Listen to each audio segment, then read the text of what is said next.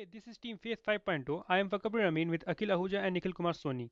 We worked on challenge number 3, that is identity and ownership management. If we look at the present day of storing the data, government bodies mostly store data in digital as well as paper format with databases across various departments. Present database comes with a single point of failure in terms of security and does not provide any control to the citizen over his data. This can be made more robust, scalable, and secure using blockchain. Blockchain allows systematic digitalization and easy to audit way of data. It also provides user to control his or her own identity. Let's look at how identity management with blockchain would work. First, we will import the existing data into blockchains from different departments and then look at how citizens can manage their identity. In the first process, government bodies will sync the data of citizens using Aadhaar card details, driving license, and other government issued identities. If mismatch or error occurs, correction could be done using priority rules and physical verification. After the process is done, people are issued public and private keys in terms of cards or other tokens. Now people are ready to take control over their identity. Now people have their own identity in terms of their public key.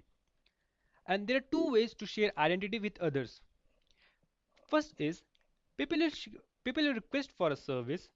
The service provider will provide the list of details needed, and then user will provide access by verifying via fingerprints.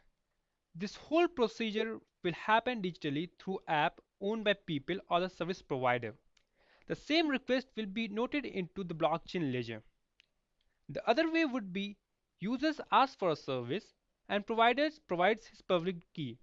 Now, the service provider will create a transaction into the blockchain indirectly using the application layer. The application will trigger a confirmation request to the user, and on verification by the user, the data will be shared to the service provider along with transaction into the ledger.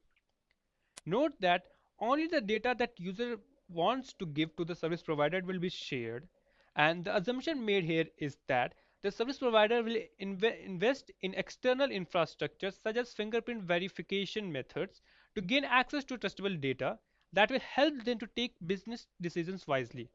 This would also ensure that the solution is economically feasible. Thus, the access to user's identity is shared via secured application. In this way, the identity of the user is secured and is controlled by his movement. Now, the only thing that the user has to do to share his identity is to give other his public key. Now, let's look at the demo that we prepared during the hackathon. And we have also included the handouts and architectural layouts of